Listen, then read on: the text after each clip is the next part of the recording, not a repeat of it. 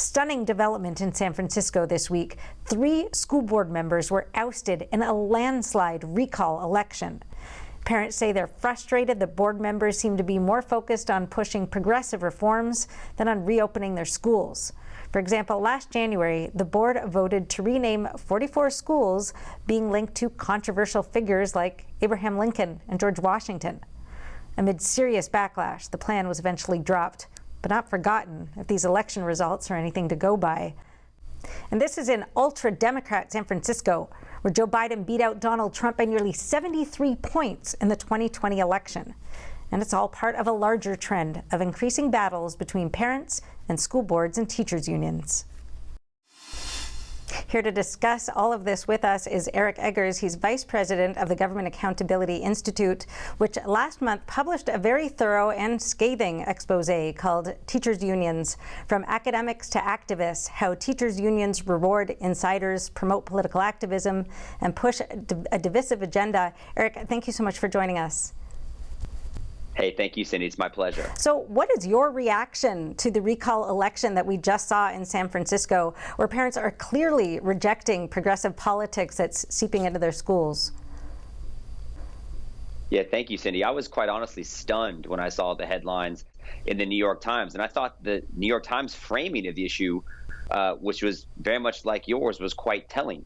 Because as we all know, over the last 2 years, parents' relationships with schools has fundamentally changed. And they've realized that A, they have to advocate and fight to make sure that those schools stay open. And then B, they need to remain vigilant to make sure that what's being taught when those schools are open is actually up to the standards and values that those families have in their homes. And so one of the things I thought was so telling and quite honestly stunning by what we saw in San Francisco is the fact that, as you noted, while schools were shuttered throughout the country, the San Francisco School Board spent time deciding whether or not they should rename up to a third of their schools rather than working to get those schools open. As we know, the schools would end up staying closed for some time. And as you know, not just is this ultra-liberal San Francisco, but it's a very diverse area. This is not a bunch of Tea Party moms from Kansas. If you go to the San Francisco election website, you'll find that you can read election results in 4 different languages, including Chinese, Filipino, and Spanish. So this is a very broad and diverse coalition of people that clearly, regardless of their cultural background,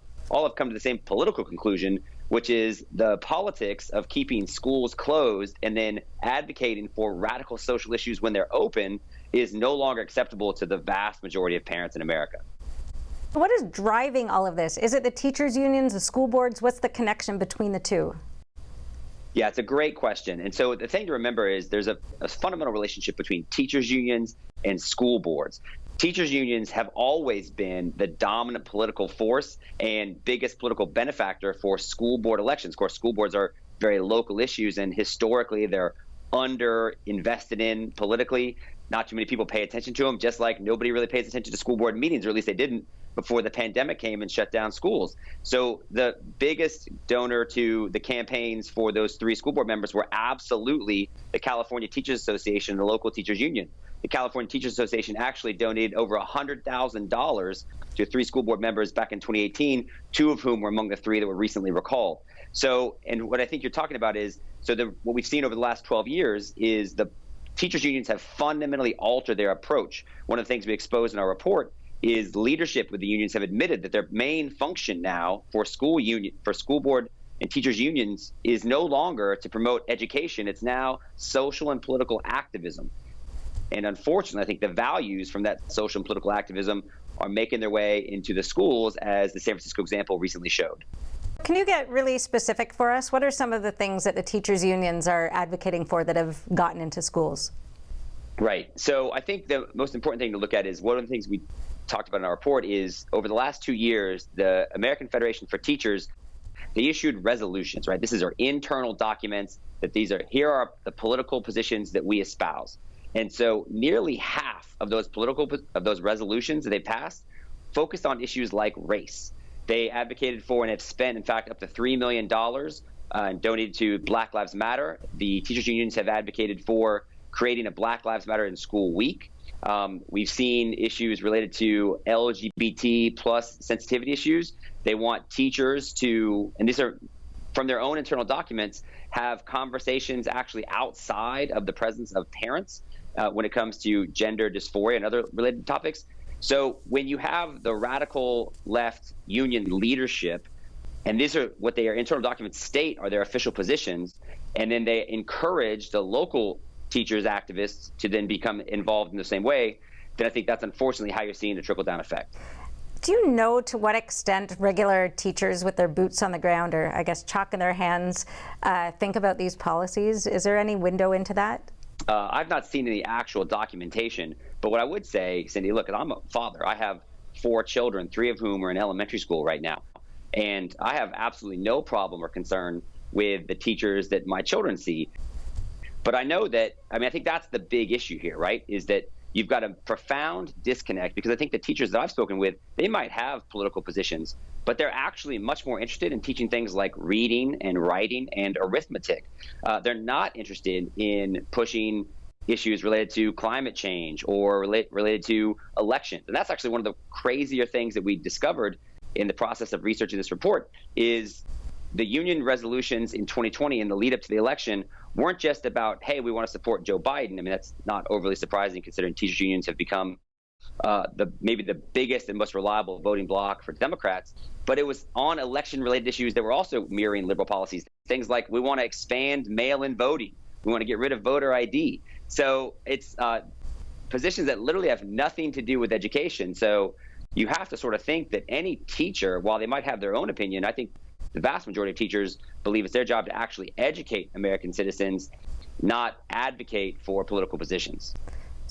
How are the unions justifying that? I guess unions were formed and they were dealing with issues like pensions and salaries and class sizes, and now they're taking these very political stances that have absolutely nothing to do with education. How is it justified? One of the, I think, our operational thesis is that we have seen some pretty dramatic increases in terms of teacher salaries over the last 20 years. Now, obviously, teachers could always be paid more, and I think when the schools were closed back in March of 2020, we all realized just how valuable teachers actually are. But I think in some ways it's about inventing a new marketplace to demonstrate value. And so once you've continued to increase and advocate for increases in raises and pay and pensions and things like that in healthcare for teachers, then it becomes, well, what else can we do? And there's actually a lot more money to be made if you become a reliable voting and political machine for Democrats. And so I think that's one of the things they've taken on. It's like, we are now in the political activism business for Democrats, and it's reflected in their campaign spending. In 2008, the teachers unions donated just shy of $4 million to campaigns. By 2020, they contributed nearly $20 million. So that's a 400% increase. So they've clearly decided that we're going to become a much more relevant political factor. And I think, to their credit, they're being rewarded under a Biden administration. Why do you think that they got to help the CDC write the guidelines for what it looks like to reopen schools? Why do you think that parents that now show up that are concerned when they go to school board meetings, why do you think the DOJ has issued memorandums suggesting they might be considered potential domestic terrorists, right? The teachers' unions have clearly been able to flex in a significant way political muscle in an unprecedented demonstration of political power. And I think that that's unfortunately a reward for the tactics they've shifted in terms of their operational agenda. Be sure to watch the entire episode, now available exclusively at epochtv.com, a new completely censorship-free premium subscription platform brought to you by the Epoch Times. See you there.